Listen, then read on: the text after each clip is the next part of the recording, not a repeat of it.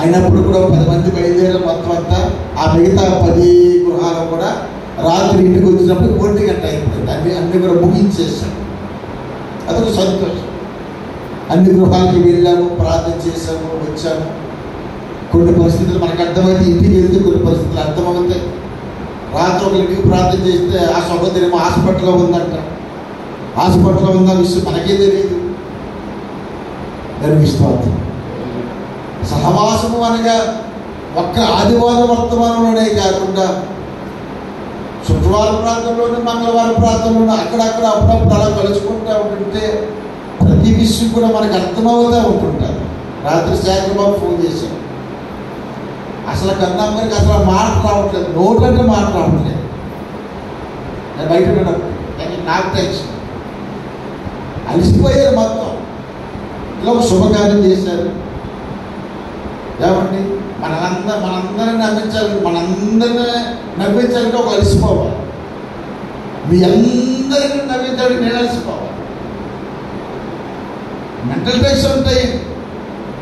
చాలా ఈజీగా ప్రకటించేసాం. సాయంత్రం భోజనాలు ఈజీగా ప్రకటించేసాం. అది పెద్ద ఛాలెంజ్. మళ్ళీ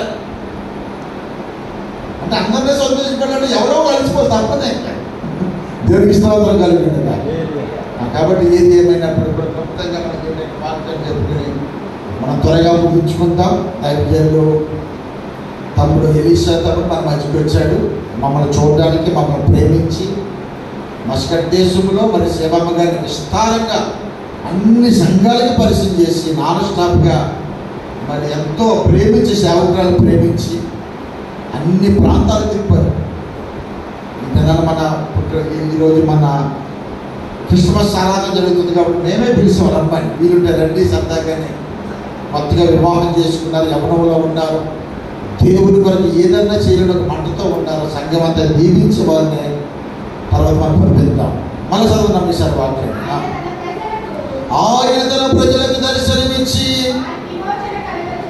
వారికి విమోచన కలగజేసెను. తన సేవకుడైన దావీదు వంశమునందు మన కొరకు రక్షణ శృంగము. హల్లెలూయా. ఏం చేశాడంటే ఇప్పుడు క్రిస్మస్ అంటే దాని అర్థం ఏంటప్పుడు రక్షణ శృంగము. వింటేనే మీకు అర్థమవుతుంది, అయితే ఒక మాట కూడా మీకు అర్థం అవ్వాలి. హల్లెలూయా. క్రిస్మస్ ఆరాధన యొక్క సరైన నిర్వచనం ఏంటని అడిగితే మొట్టమొదటిసారిగా రక్షణ,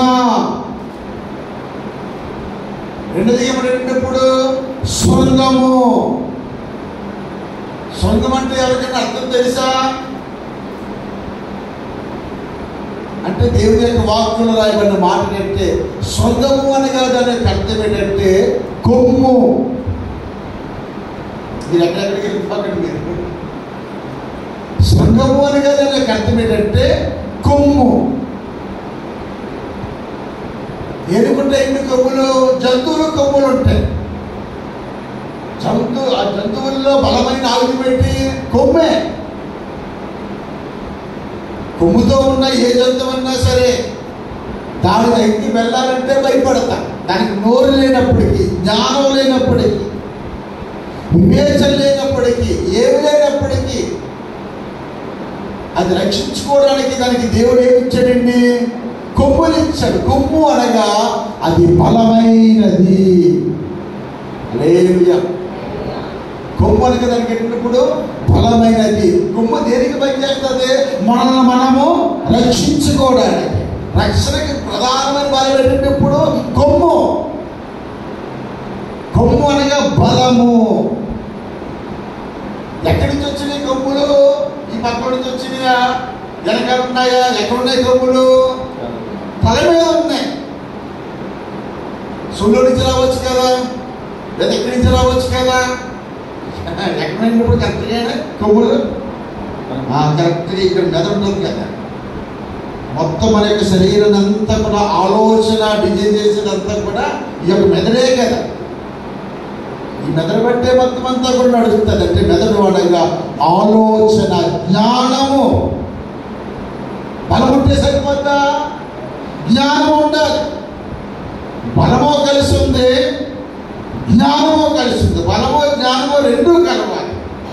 మన మొన్నటి వరకు యుద్ధాలు జరిగినాయి కదా. ఏమండి, ఇరాక్ బలం ఎక్కువ, ఇస్రాయేల్ బలం ఎక్కువ చెప్తారు ఎవరుందండి? ఇరాక్ బలం ఎక్కువ కదండి. ఇరాక్ భూభాగం పెద్దదా, ఇస్రాయేల్ భూభాగం పెద్దదా? ఇరాక్ సైన్యం ఎక్కువ, ఇస్రాయేల్ సైన్యం ఎక్కువ. ఇరాక్ దగ్గర విమానాలు ఎక్కువ ఉన్నాయా, ఇస్రాయేల్ దగ్గర విమానాలు ఎక్కువ ఉన్నాయా అని కొలత నేర్చుకుంటే అసలు ఇస్రాయేల్ ఒక మూలకు పనిచేయదు.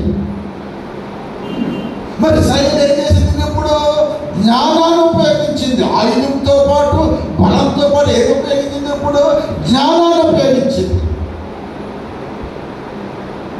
ఎంత ఇరాక్ దేశానికి ఎన్ని దేశాలు సపోర్ట్ ఉన్నాయి? సిరియా దేశం సపోర్ట్ ఉంది. ఏమండి, మొత్తం అన్ని దేశాలు కూడా దాదాపుగా 10-15 దేశాలు ఒక్కటైపోయినప్పటికీ కూడా వాళ్ళకి సరైన జ్ఞానము లేక ఓడిపోయారు. ఇప్పుడు మనకి ఏం కావాలంటే, ఇప్పుడు బలంతో పాటు మనకి ఏం కావాలంటే ఇప్పుడు జ్ఞానం, దైవిక జ్ఞానం మనకు కావాలి. రక్షణ కొనసాగించాలంటే, రక్షణలో ముందుకు పోవాలంటే బలము ఉండాలి, బలముతో పాటు జ్ఞానము ఉండాలి. బాబు ఇరాకోడు ఇరాన్ వాళ్ళు మొత్తం ఇలా అంతా పెద్ద పెద్ద బాంబులు చేసుకున్నారు. మొత్తం వెపన్స్ కొన్ని లక్షల కోట్ల రూపాయలు ఖర్చు పెట్టి.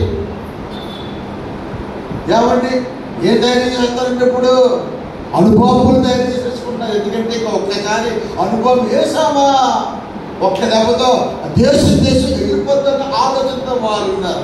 వీళ్ళు ఏం చేశారంటే సింపుల్ గాని అంత పెట్టుబడి పెట్టకుండా, అంత సమయాన్ని వేస్ట్ చేయకుండా, వాడుకున్న బుర్రతో చిన్న సెల్ ఫోన్లోని చిన్న పేజర్లోని ముందుగానే పసిగట్టి వాళ్ళ దగ్గరికి వెళ్తున్న ప్రతి వస్తువు, ఆహారంలో బాంబులు, ఏమంటే సెల్ ఫోన్లో బాంబులు, పేజర్లో బాంబులు, వాళ్ళు ఏదైనా హోటల్లో కూర్చుంటే బాంబులు, తెలియకుండా ఎంత బాంబులతో సరిపడేసారు మొత్తం అంతా. ఎందుకంటే జ్ఞానాన్ని వాళ్ళు ఉపయోగించారు. అంతేనే కదా, అట్లా కదా జ్ఞానవంతులు తనండు. కాబట్టి భార్య ఎంత అందంగా ఉన్నప్పుడు కూడా జ్ఞానం లేకపోతే కుటుంబం కూలిపోతే, అదే కుటుంబంలో ఉన్న స్త్రీ నల్లగా ఉన్న పళ్ళులో బయటకు వచ్చేసిన జ్ఞానం ఉంటే అబ్బా ఎంత అందంగా ఉండేదండి కుటుంబం. అందంతో పని లేదు కదా, డబ్బుతో పని లేదు కదా. డబ్బు ఉన్న వాళ్ళందరూ కూడా కుటుంబాలు కూల పెట్టుకున్నారు కదా. అందం ఉన్న వాళ్ళందరూ కూడా కుటుంబాలు నాశనం చేసుకున్నారు కదా. ఎందుకు అంటే సరైన జ్ఞానం లేక. ఒకవేళ సౌందర్యంగా అందంగా లేకపోవచ్చు, లేకపోతే ఆర్థికంగా వాళ్ళ దగ్గర ఏమీ లేకపోవచ్చు, లేకపోతే వాళ్ళ దగ్గర చదువే లేకపోవచ్చు. దైవికమైన జ్ఞానంతో కుటుంబాన్ని పరిపాలించిన స్త్రీలు కొన్ని 100 మంది ఉన్నారండి. గట్టిగా చెప్పాలి, ఎటువంటి టాలెంట్ లేకుండా, ఎటువంటి అందం లేకుండా జ్ఞానంగా సంయోచిత జ్ఞానముతో ఏ సమయానికి ఏది మాట్లాడాలో మాట్లాడి, ఏ సమయానికి ఏ నిర్ణయం తీసుకోవాలో తీసుకుని జ్ఞానంగా వారి కుటుంబాలు కట్టుకునే వాళ్ళు కొన్ని 100 మంది ఉన్నారు. అటువంటి స్త్రీలో మన సంఘం అంతా ఉండాలి. గట్టిగా చెప్పాలి.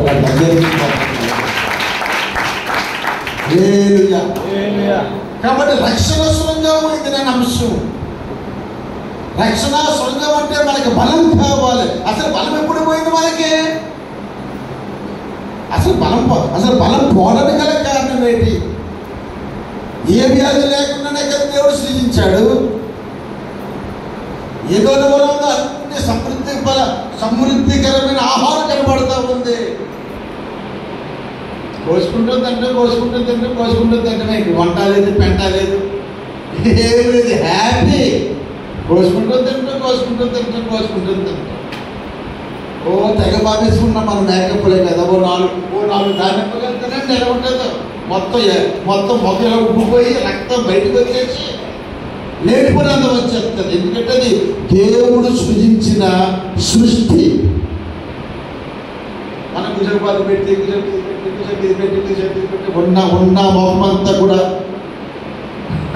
చెడగొట్టేసుకున్న మనం.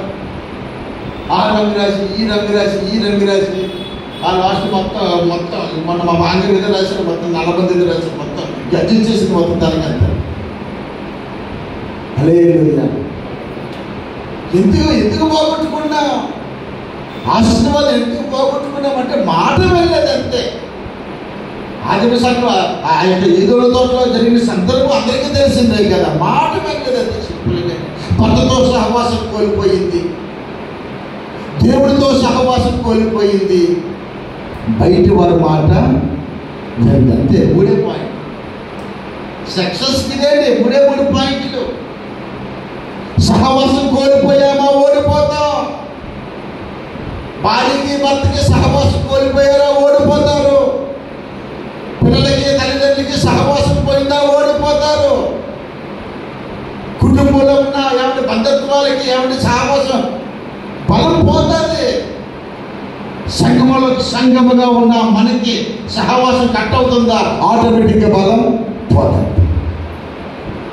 దేవునికి మహాకృప. ఎంతవరకు అటువంటి సిచ్యువేషన్స్, అటువంటి సందర్భాలు మన దేన సంఘంలో, చిన్న సంఘం మనకి అటువంటి ఏమీ కూడా రాలేదు. మన సంఘంలో ఎటువంటి పార్టీలు లేవు. అదో పార్టీ ఇదో పార్టీ ఇదే పార్టీ ఆ గొడవ మనకి ప్రస్తుతానికి అయితే మాత్రం ఏమీ లేదు, ఉండదని నేను అనుకుంటున్నాను. దేవునికి స్తోత్రం కలుగుతుంది. హల్లెలూయా. సహవాసంలో బలం పోయిందంటే ఏముందండి? ఇప్పుడు కన్నా పిల్లలకి మనకి మాటలు లేవంటే ఓడిపోయా. భార్యకి భర్తకి మాటలు లేవంటే ఓడిపోయా. పైకి బాగానే ఉంటాం, పైకి అందరికీ బాగానే కనబడతాం. సహవాసం అనేది చాలా చాలా చాలా చాలా బలమైనది. అందుకే రాత్రి అంతా తిరిగాం కదా.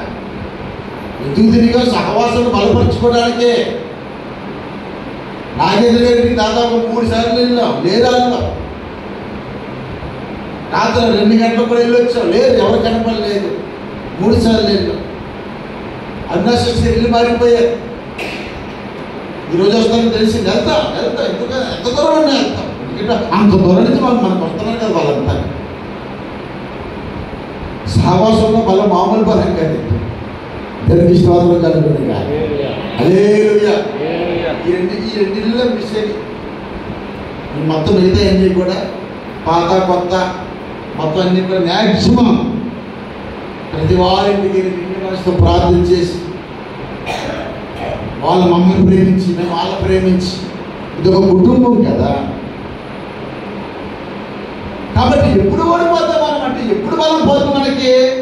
సహవాసం సరిగ్గా లేనప్పుడు బలం పోతుంది. హల్లెలూయా. చాలా మంది స్త్రీలు అంటారు, వీడు తిన్నమన్నాడు అయితే మేము చాలా బాగుంది అన్ని సంగపెట్టేది అంటారు కొంతమంది. కాబట్టి సహవాసం కోల్పోయింది మా ఈ స్త్రీ. సహవాసం కోల్పోయిన తర్వాత బలం పోతుంది ఆటోమేటిక్గా. రెండోది ఏమైందంటే, ఇప్పుడు ఎవరో చెప్పిన మాట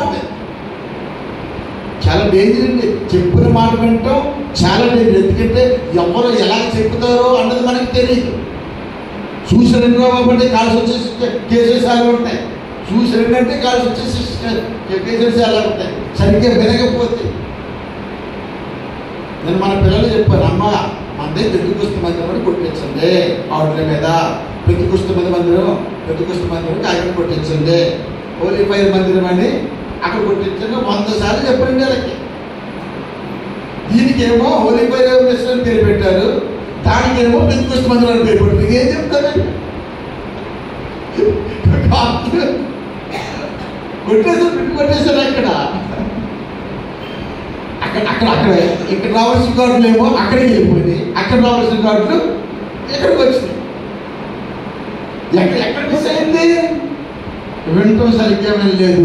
ఏమన్నారో వాళ్ళకి తెలియదు, ఏమన్నారో వాళ్ళకి తెలియదు. దేవుడికి స్తోత్రం కలుగుతుంది. ఇప్పుడు ఏమైందో తెలియదు. ఆవిడ పాంగడు చెప్తాడు పెట్టింది. ఆ పాంగడు మనం పోషిస్తున్నాడా? ఆ పాంగడు మనం ఏమో చూసుకుంటున్నాడా? ఆ శక్తి ఇవ్వడం పెట్టింది మధ్య లేకుండా. మన కుటుంబం మన రక్తం, మన భర్త, మన భార్య, మన పిల్లలు, మన కుటుంబం, మన సంఘ కాపరి అంతే. శత్రువు గల మళ్ళా ఆ మాట ఈ మాట ఈ మాట ఈ మాట ఇవన్నీ మనకెందుకు? దేవునికి స్తోత్రం కలుగును గాక. రెండు చేతుల పైకి చెప్తా హల్లెలూయా. కాబట్టి ఇక్కడ ఏమైందంటే, ఇక్కడ మొత్తం మీద ఏమైందని మొత్తం మీద తెలియదు కానీ బలం పోయిందంటే, ఇక్కడ దేనికి పోయింది బలము అంటే, వినవలసిన మాట వినకుండా, ఉండవలసిన సహవాసంలో ఉండకుండా. రాత్రి లాస్ట్ విజిట్ ఒక ఇంటికి వెళ్ళాం. లాస్ట్ విజిట్ ఎప్పుడు 1 గంటకి వెళ్ళాం. Last visit. ఇద్దరు చిన్న పిల్లలు ఉన్నారు. ఇద్దరు చిన్న పిల్లల్లోని ఒంటి మీద ఏమన్నా 2 గంటలు ఉన్నాయి. 2 గంటలు ఏ గంటలు అయ్యి 4 గంటలు. 4 గంటలు అంటే ఎక్కడికి చెప్తారా? మంత్రశక్తి గల దండం. నాకు బుర్ర పడిపోయింది. నాకు అర్థం కాలేదు. హల్లెలూయా. మేము వస్తామన్న విషయం వాళ్ళకి తెలియదు కదా. మేము చెప్పకుండా వెళ్ళాం. కరెక్ట్గా అర్ధరాత్రి 1 గంటకి వెళ్ళినప్పుడు ఇద్దరు పిల్లలు ఉన్నారు. ఇద్దరు పిల్లల్లోనే కూడా నల్లడి దండలు. నల్లడి దండలు అంటే మంత్రాలు వేసే దాంట్లో, పూజ చేసే దాంట్లో 2 ఉన్నాయి. హల్లెలూయా. నేను వెంటనే చెప్పేసాను. మన ఆగే కదా. ఇంకా ఇప్పుడు అడిగిపోయి హ్యాపీ క్రిస్మస్ చెప్పప్పుడు నేను వెళ్ళి హ్యాపీ క్రిస్మస్, మేరీ క్రిస్మస్, కృష్ణుడు పుట్టిండు, నీ కొడుకు పుట్టాడు, నా కొడుకు పుట్టిండు, ఇది చెప్పండి. నేను చెప్పవలసింది చెప్పేసాను. దేవునికి స్తోత్రం కలుగుతున్నాక వెంటనే సహోదరి మొత్తం కత్తిరి తీసి వెంటనే 2 ఆ యొక్క 2 తాయిదులు వెంటనే కట్టేసి అందరూ లోపట్టారు. అమ్మా, మనిషి అన్నదాన్ని ప్రతి వాడు కూడా బలిష్ఠుడే. అందరూ పాపం చేసిన వాళ్ళే. ఇప్పటికీ చేస్తూనే ఉన్నాం మన పాపాలు. అన్ని పాపాలు వేరు. లభిస్తారే పొద్దుట వ్యభిచారం క్షమించాడు, దొంగలు క్షమించాడు, బలహీనలు క్షమించాడు. మంత్రాలకి మాత్రం క్షమించలేదమ్మా. గర్భిష్ఠులు మాత్రం క్షమించలేదమ్మా. వెంటనే వాడు పరిగెట్టుకున్నాడు. మనోనేత్రాలు తెరపట్టాయి. పట్టుకొని వచ్చి కట్ చేసేసింది 2. ఎందుకు కట్టేసింది? ఎందుకు తైదులు వచ్చినాయి? సహవాసం లేక. ఆ సిస్టర్ ఎప్పుడో సంవత్సరానికి ఒకసారి వస్తారు. సహవాసం ఎక్కడుంటుంది? 6 నెలలకు ఒకసారి వస్తారు. సహవాసం ఎక్కడుంటుంది? 3 నెలలకు ఒకసారి వస్తారు. సహవాసం ఎక్కడుంటుంది? ఎక్కడ సహవాసం ఎక్కడుంటుంది? ఆ యొక్క జ్ఞాప సహవాసంలో ఎంత ప్రమాదం జరిగిపోయిందంటే, ఏమండి, ఆశ్రయించవలసిన దేవుణ్ణి ఆశ్రయించకుండా దెయ్యాన్ని ఆశ్రయించవలసిన పరిస్థితి వచ్చేసింది. హల్లెలూయా. కాబట్టి సహవాసం దోషం. లోకముతో స్నేహము వైరమని మీరు ఎరగరా?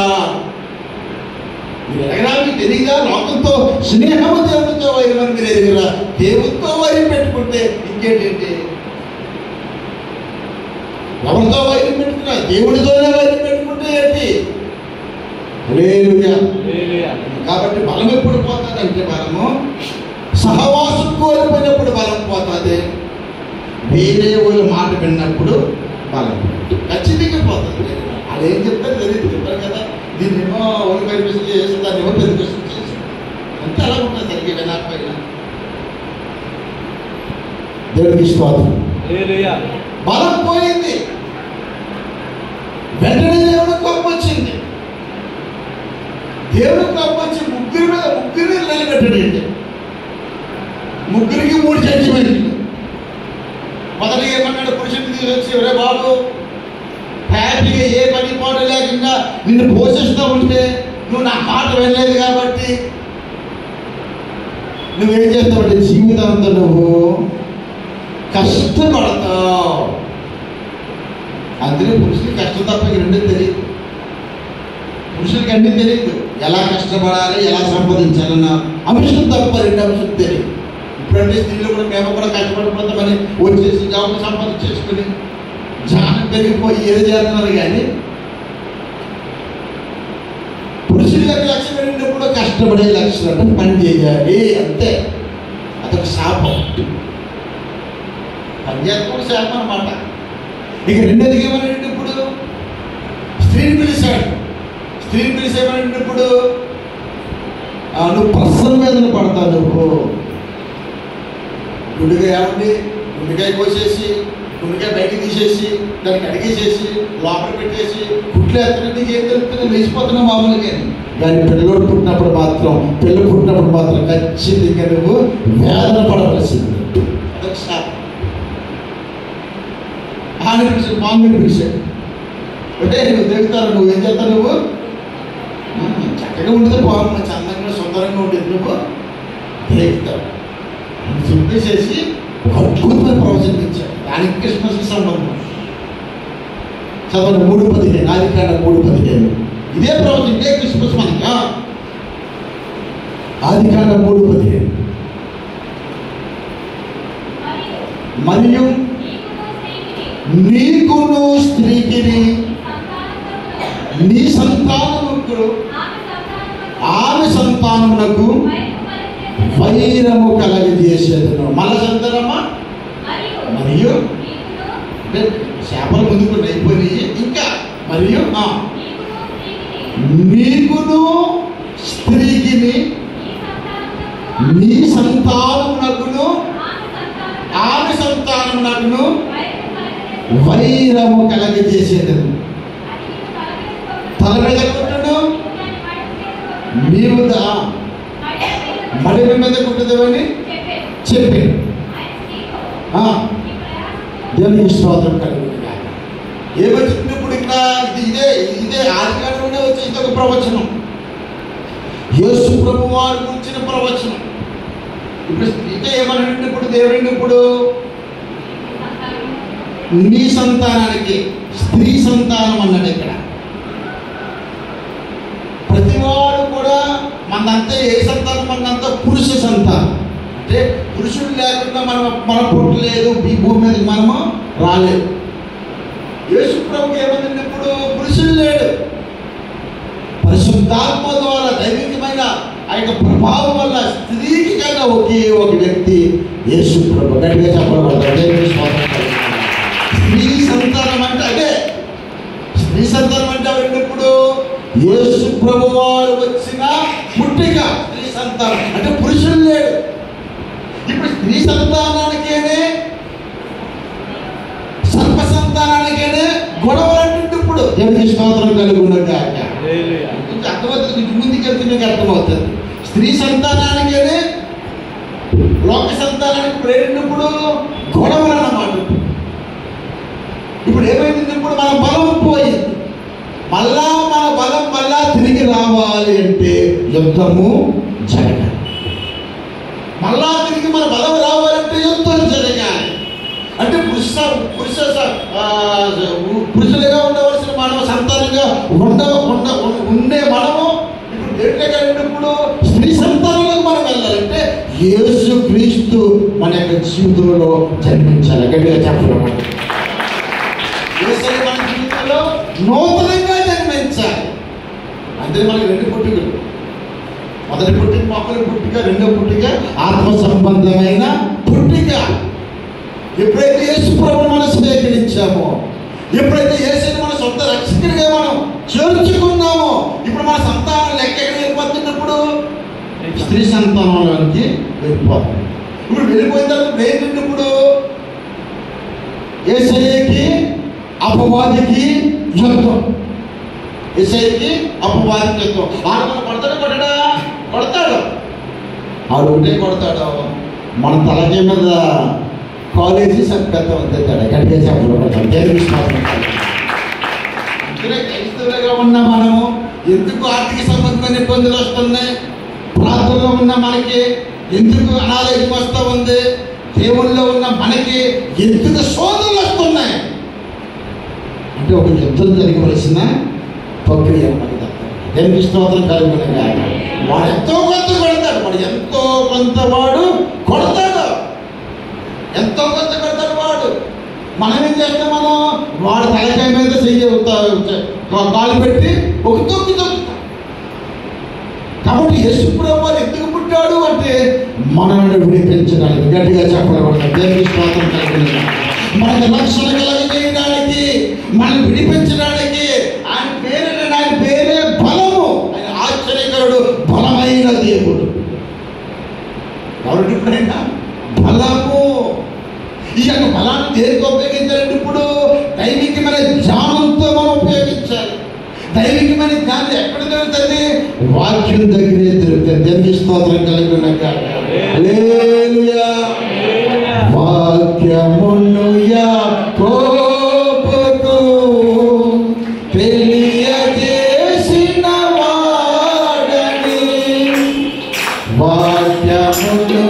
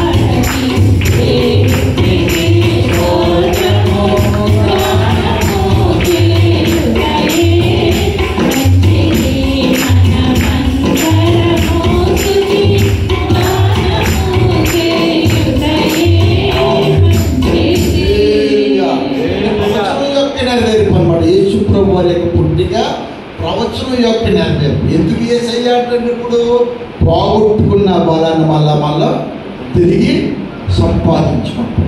ఎబ్రీ రాసిన పత్రిక 2వ అధ్యాయము 14వ వచనం. ఎబ్రీ రాసిన పత్రిక. కాబట్టి ఆ పిల్లలు రక్త మాంసము గలవారైనందున ఆ ప్రకారమే మరణము యొక్క బలము గలవానిని అనగా అపవాదిని మరణము ద్వారా నశింపజేయుట చేయుటకును జీవితకాలమంతయు మరణ భయము చేత దాస్యమునకు లోబడిన వారును విడిపించుటకును ఆయన కూడా రక్త మాంసములలో పాలివాడాయను. హల్లెలూయా. ఇంకొక ప్రవచనం. క్రిస్మస్ అంటే చెట్టు కాదు, క్రిస్మస్ అంటే ఇవన్నీ కాదు. క్రిస్మస్ అంటే ప్రతి వారికి బయలుదేరినప్పుడు మరణం. దాని ఇచ్చిన భయం లేదండి. మరణమనగానే అల్లిపోతారు. మరణమనగానే అల్లిపోతారు. ఆవిడెవరో సింగర్ మన లెటర్ రాసుకుంటే కొన్ని కోట్ల రూపాయల విలువ గల చీరలు ఉన్నాయి. కానీ ఇప్పుడు నేను హాస్పిటల్లో ఒక పచ్చటి వస్త్రాన్ని వేసుకున్నాను. గింపది వెళ్ళేముంటుంది. సూపర్. పచ్చడి వస్త్రం వేసుకున్నదంట. కోట్ల రూపాయలు కావాలి నా దగ్గర. కానీ వీల్ చైర్ మీద నేను నడుస్తున్నా. బాధాకరమైన విషయం చూడండి. ఇన్ని కోట్ల రూపాయలు, ఎంత విలువ, ఎంత ఘనత. ఏమండి ఏం చేసుకుంటారండి? రేపు పొద్దున మళ్ళీ హాస్పిటల్లోకి వెళ్ళినప్పుడు కనీసం చూసుకుంటూ కూడా ఒకటి సంపాదించుకోండి. ఒక్కడే సంపాదించుకోండి. కనీసం మన హాస్పిటల్కి వెళ్తే చూసుకుంటూ కూడా ఒకటి సంపాదించుకోండి.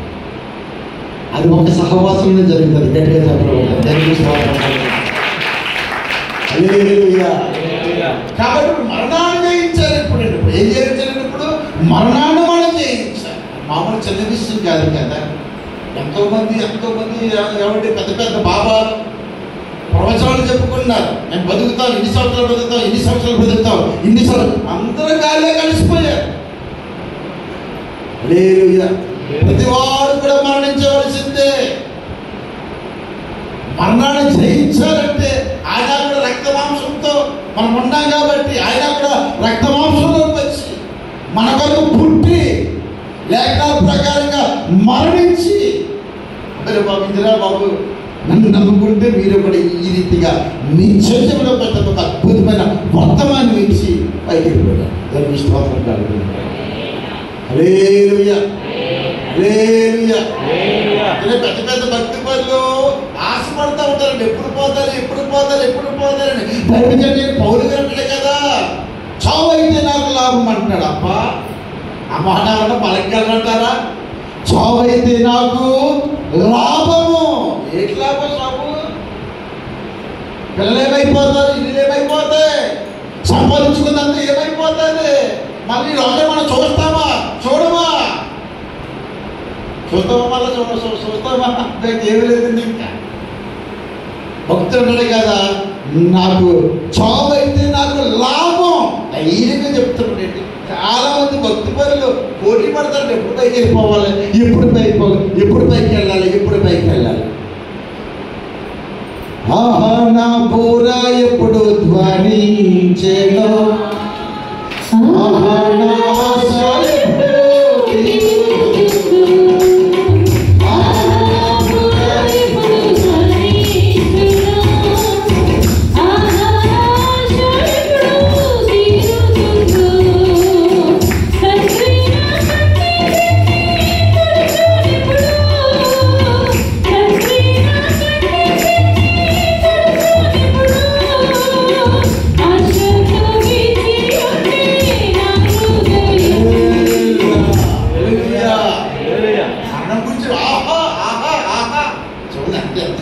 చూడండి. ఆహా, నా ఆశ ఎప్పుడు జరుగుతుందయ్యా? ఏంటి ఆశ? ఏదో విధంగా ఇల్లు కట్టేసుకుంటారండి పాస్టర్ గారు. ఏదో ఒక్క కాలంలో ఉండాలి పాస్టర్ గారు, ఒక్క కాలం ఉండాలి. అందరికి కావాలి, ఇల్లు కావాలి. అన్నీ చెప్పారు వర్తమానం, అందరికీ సొంతం ఉండాలి. మన టార్గెట్ ఎంతవరకు ఉంటుంది? ఉద్యోగం వస్తే చాలండి, ఇది వస్తే చాలండి, ఇంతవరకు వెళ్తే చాలు పాస్టర్ గారు. చాలు అంటే మనం తక్కువ తాగుతావు పెట్టు, చాలు అంటే మనం తక్కువ తాగుతావా? అక్కడ తాగమ్మా, అలా పోతానే ఉంటాం. అలా ఇక నిజమైన భక్తులు మాట్లాడండి. ఎప్పుడు వెళ్ళిపోతాను,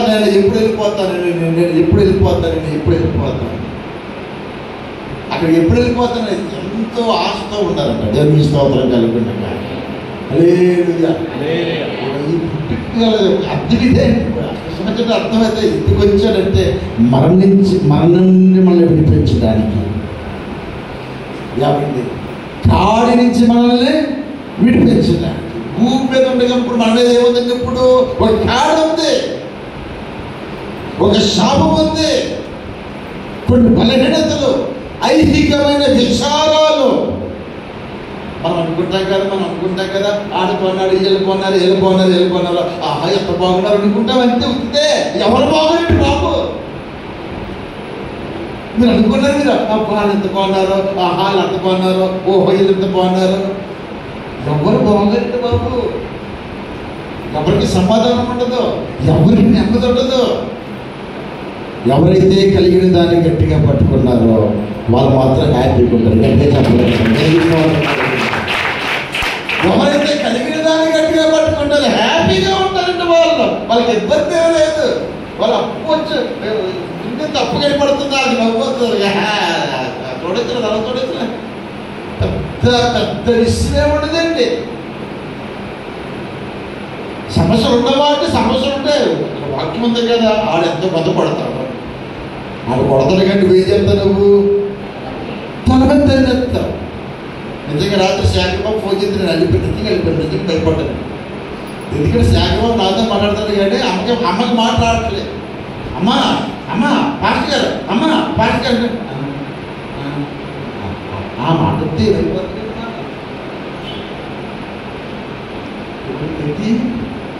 అనుకున్నాను. స్పిరిట్లో ధైర్యం వచ్చింది. ఏం కాదండి, దేవుని యొక్క అక్కడ కూర్చుని ఇంకా ఆవిడ గురించి కాలేసింది. అక్కడ కూర్చున్నాను కానీ ఎప్పుడైతే డైరెక్ట్గా వచ్చేస్తాను కానీ ప్రపంచాలు అక్కడ వచ్చి అక్కడ వెళ్ళిపోయి వస్తుందా అమ్మ వస్తుందా ధనం కూర్చుంటుంది. దేవుని స్తోత్రం కలిగి అద్భుతమే.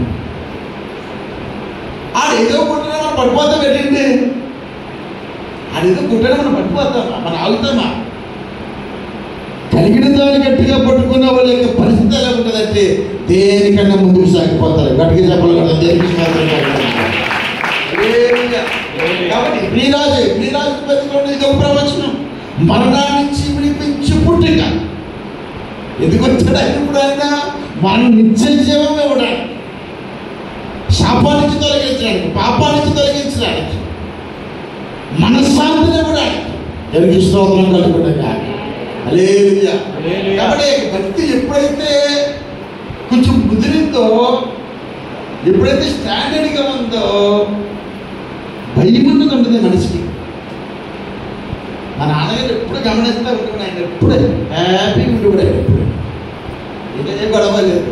నాన్నగారికి షుగరా స్తోత్రం అని ఒక పాట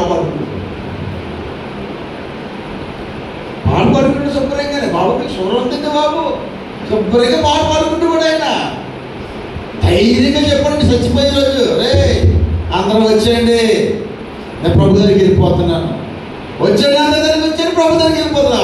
ఆయన మొత్తం తేజస్సు ఇదే చచ్చిపోతాడు. చచ్చిపోతే నమ్మేంటి ఆయనకి? వెళ్ళిపోతాను ప్రభు దగ్గరికి చచ్చిపోయాను. నిజంగానే అలాగే అంటే అది ఏంటంటే పరిపూర్ణత అన్నమాట, భక్తిలో ఉన్న పరిపూర్ణత. కాబట్టి నా ప్రియదేవుడి సంగమా, ఈ పండగ సందర్భంగా నేను చెప్పి ఉపదేశం ఏంటంటే పండగ చెట్లు కాదు, పండగ స్నానం కాదు, పండగ కొత్త బట్టలు కాదు, కానీ అన్ని కొనుక్కోండి.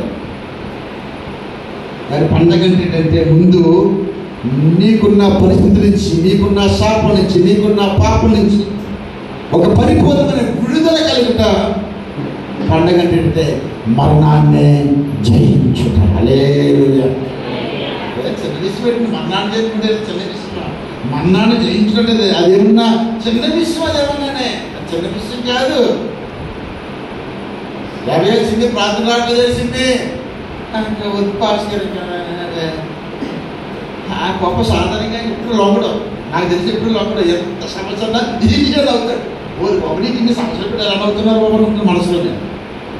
ఇన్ని సమస్యలు పెట్టి ఎంత బాగా అవుతున్నారు ఏంటి అనుకుంటున్నాం వాళ్ళు, కానీ ఎక్కడ లొంగలేదు. మొన్న మాత్రం వాళ్ళ నాన్ననే అమ్మనే పోగొట్టుకున్నప్పుడు మాత్రం లొంగాడు. మొన్న పొట్టైతే చూశాను నేను, మొట్టమొదటి చూశాను నేను ఆయన లొంగుతూ. హల్లెలూయా. రాత్రి అయితే వేసింది, ఎట్టి లైటింగ్ లేదు తెలిసింది. మరి ఇంకా పాస్ గారికి క్యారెక్టర్ రాలేదా, నేను రానంటే పాస్ గారికి అన్న. సరే ఆయన బాధ అయింది. నేను చెప్పాను, నేనేమన్నా పర్వాలేదు వేసింది. మా నాన్న చెప్తాను, మా నాన్న మీ అందరికి వెళ్తాడులే, మా అమ్మ చెప్తాను, మా అమ్మ మీ అందరికి వెళ్తారు, మా అమ్మ మీ అందరికి వెళ్తుంది. అక్కడ ఒకటం ఇక్కడ ఒకటం, పైన కూడా పెట్టుకుంటారు, కింద మనం కూడా పెట్టుకుంటే అప్పుడు నిలబడి దేవునికి స్తోత్రం కలుగుతుంటే అది నిజమా కాదనా తెలియదు. మొత్తం మీద అదొక నిరీక్షణ. దేవునికి స్తోత్రం కలుగుతుండగా. హల్లెలూయా, హల్లెలూయా. కాబట్టి ఏమండి, పురుష సంతానంగా ఉండవలసిన మనము ఇప్పుడు ఏ బ్యాచ్లోకి వెళ్ళలేనప్పుడు స్త్రీ సంతానంలోకి వెళ్ళిపోవాలంటే యేసయ్య సంతానంలోనికి వెళ్ళిపోవాలి. అందుకే ఆయన పుట్టాడు. అదే ప్రవచనం. ఇప్పుడు ఆయన మనలోనికి రావాలి, మన మీద ఉన్న అధికారం ఆయన తీసుకోవాలి, మనకున్న పరిపాలన ఆయన హ్యాండ్ ఓవర్లోకి వెళ్ళిపోవాలి. అందుకని పెద్ద పెద్ద ప్లాన్లు ఏమైనా ఇలా చేసేది, అలా చేసేది, ఇలా చేసేది ఏం పెట్టుకోను. ఎందుకంటే స్టీరింగ్ అంతా అక్కడ ఉంది. స్టీరింగ్ ఆయన ఎలా నడిపించుకుంటే అలాగే దేవునికి స్తోత్రం కలుగుతున్నాయి. పెద్ద పెద్ద దర్శనాలు, నేను ఎలా వెళ్ళిపోతాను, నా దర్శనం ఇది ఇటువంటి డైరెక్ట్ నేను పడతాను. ఆల్రెడీ స్టీరింగ్ ఆయన చేతిలో ఉంది, ఆయన ఎక్కడ పోతే అక్కడికి వెళ్ళిపోతాం అంతే. దేవునికి స్తోత్రం కలుగుతున్నాయి. కాబట్టి నా ప్రియ దేవుని సంగమా, చక్కగా ఏ భయం వచ్చినా భయపడకండి, ఏ సమస్యలు వచ్చినా భయపడకండి, ప్రభు మీద ఆధారపడండి. ప్రభుని మీరు చేర్చుకోండి. నిజమైన క్రైస్తవులుగా ప్రభుని మీరు చేర్చుకోండి. ఎటువంటి భయం కానీ ఎటువంటి పరిస్థితులు ఎలా ఉన్నప్పుడు కూడా అసలు భయం అన్నది మీకు ఎంత మాత్రం కూడా కలగదు.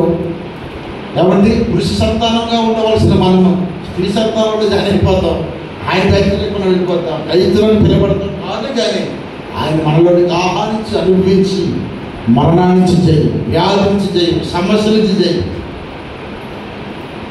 అన్నట్లు కూడా జయం పొందుకుని నూతనమైన సంవత్సరములో అన్నీ కూడా నూతనంగా నూతనమైన వరములు, నూతనమైన ఫలములు, ఏమండి నూతనమైన గృహాలు, నూతనమైన వస్తువులు సంపాదించుకుందాం.